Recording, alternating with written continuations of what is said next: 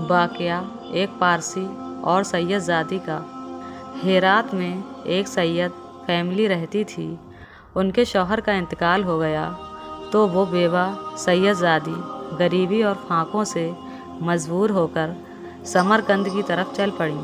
وہ بیوہ خاتون سمرقند پہنچیں تو ان کے ساتھ میں ان کی بچیاں تھیں، کوئی بیٹا نہ تھا۔ خاتون نے لوگوں سے پوچھا تو پتہ چلا کہ سمرقند میں 2 لوگ بہت رئیس ہیں۔ پہلا رئیس مسلمان تھا اور دوسرا رئیس ایک پارسی تھا۔ خاتون نے سوچا کہ پہلے مسلمان کے پاس چلتی ہوں۔ جب وہ رئیس مسلمان کے پاس پہنچی تو خاتون نے اپنی پریشانی انہیں بتائی اور کہا کہ میں سید زادی ہوں، میرے شوہر کا انتقال ہو چکا ہے، میں بہت مجبور ہو کر آپ کے پاس آئی ہوں۔ رئیس مسلمان شخص کہنے لگا، کوئی شجرہ ہے تو دکھاؤ یا کوئی ثبوت دو کہ تم سید زادی ہو۔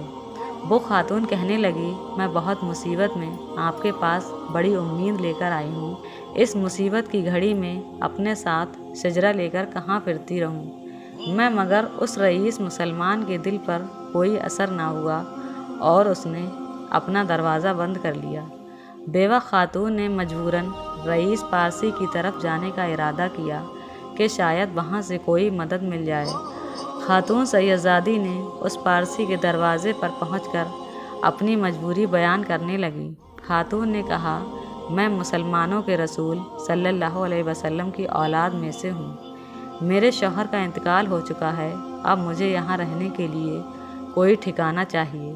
پارسی نے یہ سنا تو فوراً رہنے کے لیے ایک گھر دے دیا اور اپنی بیوی سے بولا، چلو ان کی بیٹیوں کو سرائے سے لے کر آتے ہیں۔ مسلمان رئیس جب رات کو سویا تو خواب میں دیکھا کہ وہ جنت میں ایک محل کے دروازے پر کھڑا ہے اور سامنے حضور صلی اللہ علیہ وسلم کھڑے ہیں۔ مسلمان رئیس پوچھتا ہے، یا اللہ کے رسول صلی اللہ علیہ وسلم، یہ محل کس کا ہے؟ حضور اکرم صلی اللہ علیہ وسلم نے فرمایا، یہ ایک ایمان والے کے لیے ہے۔ یا اللہ کے رسول صلی اللہ علیہ وسلم، میں بھی ایک ایمان والا ہوں، یہ محل آپ مجھے عنایت کیجیے۔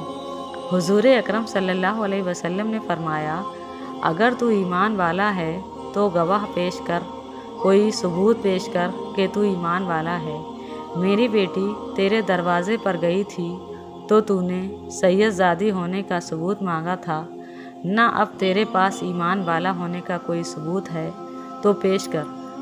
اس کی آنکھ کھلی تو بہت پریشان ہوا، نوکروں سے پوچھا کہ وہ خاتون سید زادی کدھر گئی؟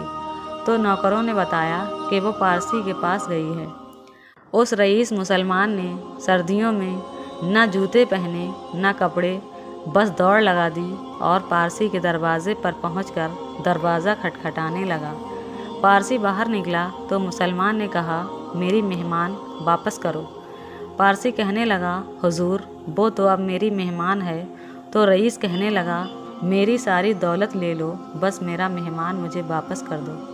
پارسی نے روتے ہوئے کہا، حضور بنا دیکھے سودا کیا تھا، اب جب دیکھ چکا ہوں تو ہرگز واپس نہیں کر سکتا۔ جس خواب میں تجھ کو دھکے ملے ہیں اسی خواب کو میں نے بھی دیکھا ہے۔ اللہ کے نبی صلی اللہ علیہ وسلم نے تجھ کو دور کیا اور میری طرف دیکھ کر بولے، تو نے میری بیٹی کو ٹھکانہ دیا ہے، تجھے اور تیری نسل کو جنت مبارک ہو۔ پارسی کہنے لگا، میں تو کلمہ پڑھ کر ایمان لا چکا ہوں اور الحمدللہ اب میں مسلمان ہوں۔ حضور اکرم صلی اللہ علیہ وسلم نے فرمایا ہے کہ جس نے میری اولاد پر احسان کیا اور میری اولاد غریبی کی وجہ سے اس احسان کا بدلہ نہ چکا سکی تو قیامت کے روز میں اس احسان کا بدلہ چکاؤں گا۔